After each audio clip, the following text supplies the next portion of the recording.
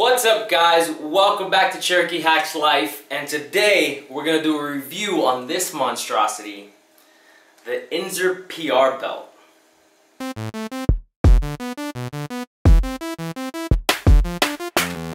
Now, just to give you an idea of what I used to use versus the Inzer PR belt, I used to use this thing, and if you've probably been to like Sports Authority to try to go purchase a belt, you've noticed that they can be pretty pricey. Especially like the leather ones or whatever, and I wanted something real quick. I bought this probably about a year and a half, maybe 2 years ago. Really quick, didn't really think too much of it. It provided some of the support that I needed. It was comfortable enough for me to get away with lifting some of the lighter weights, relatively speaking, to what I'm lifting now. But the big thing that bothered me was that this thing didn't really provide the kind of support that I really needed, especially when I try to get really tight around my abdominal area. I mean, you're gonna pull pretty damn hard, try to get a nice good squeeze on there, but it really doesn't. I mean, I can squeeze this with my bare hands. I mean, granted, the back is really where you want a lot of the support to be too as well, so it's not that easy, but it's still fairly simple to actually bend it. I noticed that I needed a little bit or a lot more stability as I increased on the weight. So once I started getting to around 300 pounds on a squat, once I started breaking 350 on a deadlift, and once I started breaking 400 on the trap bar, I started really realizing that I needed a little bit more support, more compression around my abdominal area so I could really activate my core a lot more to be able to really push up or pull the weight and make sure I keep my back as stable as possible to obviously avoid injury. But more importantly, it actually really does help you actually increase your maximum weight if you're actually using a really good belt. So with that in mind, this belt in particular, which you actually see a lot of people use, is the Inzer lever belt. And the lever one is the one that's the quick little snatch back and forth, has different holes for your different sections and stuff depending on what you're doing. And the real big difference between the Inzer lever belt and the PR belt is that this one actually is customizable to the size that you need, like within like a millimeter, a centimeter, whatever the hell it is. So to put it on, it's really, really simple. Just like you would any other belt, you slide it in, right? Boom, it's there. Now to actually tighten it, this is where things get a little bit different from what you've seen from any other belt. It's just like a ratchet. So if you've ever had to ratchet anything down, it's exactly the same thing, right? You put it in through the hole, right? Put it in through the hole. And once you're over on the other side, that's it, you're ready. You just turn it, you ratchet it up, and you get to the thickness you need. Now this is one thing that I've noticed. Brandon from Campbell Fitness had mentioned this one time, or probably 2 times, when he was going on an actual, he was saying what he actually puts inside of his belt, inside of his bag for a meet. And he mentioned that sometimes he might need to adjust his Inzer lever belt to a different size depending on what he's lifting. So this actually kind of removes the whole need to actually adjust anything once it's actually put on. You simply ratchet it to the level you need. So here, this is the right amount of comfort that I would need at this point, but if I needed it a little bit tighter, I would ratchet it more. And if I needed just a little bit more, boom, I just got another centimeter off of that. If I need a little bit more, boom, there's another centimeter that I got off. So there it makes it really, really tight, nice and compact around your waist, which hence the PR portion, I guess, personal record. But I guess it keeps it very, very tight in order for you to be able to get the customization you need for whatever lift you might be doing. Now you might think as well that this would actually get in your way when you're actually lifting, but oddly enough it doesn't, and I'll put up videos of me actually working out with it and you can see it might get close, but it really doesn't touch any areas at all. If your squatting form is proper or if your deadlift form is proper, you shouldn't be running into it. It shouldn't hit your dick, shouldn't hit your thighs, shouldn't hit your side, anything. It's actually not that bad, especially after you break it in. So to remove it, really simple, 2 fingers basically. You pull here and you pull the other way. Boom, you're done. Let me kind of show you guys what I mean. So it ratchets. You got this little ratchet here. That tightens it, right? And then if you want to release, you pull on this little prong here. pull it the other way, and it releases it, and then you can just simply slide it back out. Really simple to use. It's not that hard at all. And again, the biggest feature is its customization versus what you get with other belts. Another thing you want to note is as soon as you get it, you want to start bending the shit out of it, because this thing was super hard when I first got it. I actually put it on, and I just put it on. I didn't really stretch it out very much, and on my waist, right at my hip level, my hip bones, I started getting bruises after I was done with my workout, and I'll post up a quick little picture here. I'm not very prone to bruising at all. So if you're much more prone to bruising, you're gonna bruise really, really bad with this thing. But I think that's pretty consistent with all the 13mm belts, because they're so damn thick and they're so hard to break in. So I recommend, and this is kind of what I've been doing, exactly what you've been seeing there. You know, do that for a little while.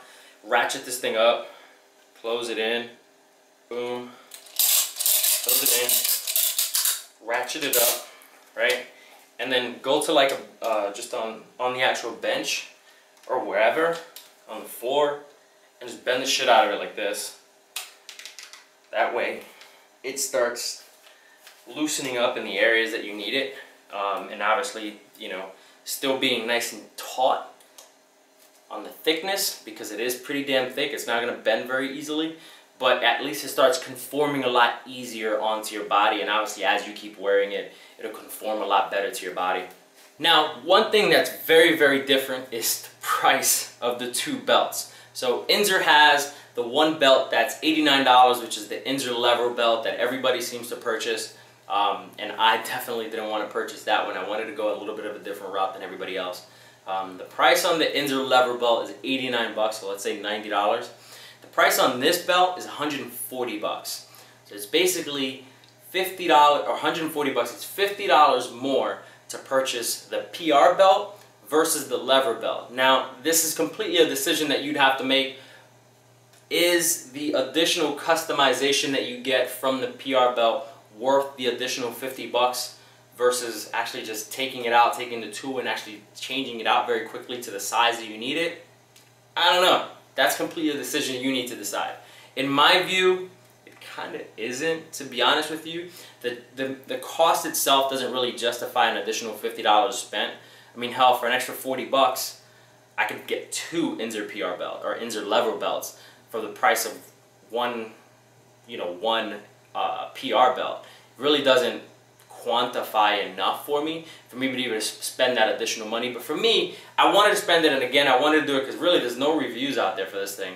And second, I wanted to be a little bit different from the belt that I actually use, and this thing is actually a lot bigger than I actually anticipated it to be. But again, doesn't interfere with my lifts at all, doesn't affect anything at all, and from what I can tell, it is much more customizable than you would get with the Inzer lever belt, which in some instances you need that additional tightness, and in speaking with guys that actually go a lot heavier than I do, they said that that additional customization, if you can get a little bit tighter on your belt sometimes from what a little notch can be, sometimes one notch can be the difference between fuck, I can't breathe, to shit, this is perfect, or damn, this is too damn loose. So at all, you kind of fall within that range. With this, that removes that completely. You will fall within the right range that you need for that lift at that moment. The other thing that I want to mention is, again, if you purchase this, make sure your waist size, measure it out. I measured my waist size, and my waist size measures out to be 31.5 inches. The medium sized belt falls between 30 and 33, so I was like, shit, fuck, I'm good with a medium size. The problem is, once the belt actually came in and I put the belt on, it was right on the cusp, and I'll show you guys what I mean here. It was right on the cusp of where I actually needed it. So if I put an extra inch around my waist and I was going in a bulk, say in the winter when you usually go into a bulk, it probably wouldn't fit anymore and it would be useless to me. If for some reason I would lose a little bit more weight, I would actually fall a little bit lower into that category, and it would actually be right on the cusp of it actually fitting at all. I don't anticipate myself getting smaller than 30 inches around my waist, but it's very possible, I guess.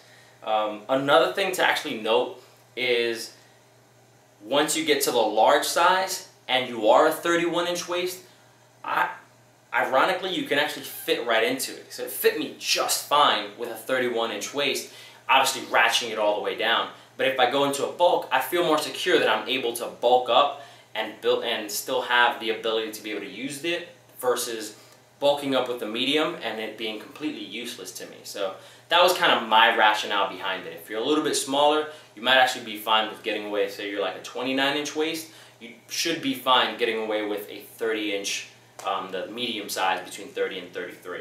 Another thing to note is if you want to purchase a different color from the standard black, be ready to wait like really long.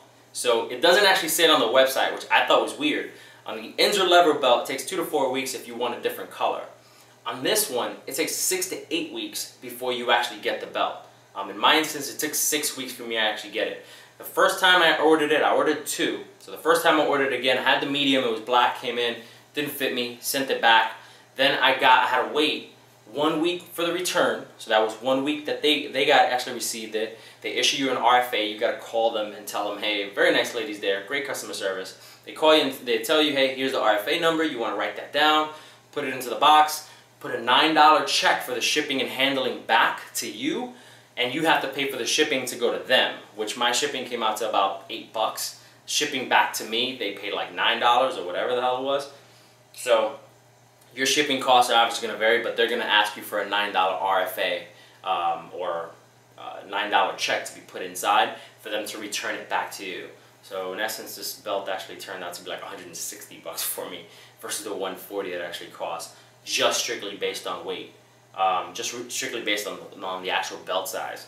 Also, it's going to take 6 to 8 weeks to get there if you want any other color other than black. So be prepared to wait what I would think is a pretty long time for something that I would think at least a couple should be kept on hand if you're selling them as often as you are. But that's pretty much it, guys. If you guys have any questions on the actual belt, feel free to ask. You'll probably see more videos of me going forward of me actually wearing the belt. And if it gets uncomfortable for any reason, if I see that it gets uncomfortable, I haven't really yet, I'll definitely post it up, update this video. And as always, guys, if you like the video, like it, subscribe, check me out on Facebook, Instagram. I don't really get on Twitter too often, but you can check me out there too, and I'll catch you on the next video. Talk to you later.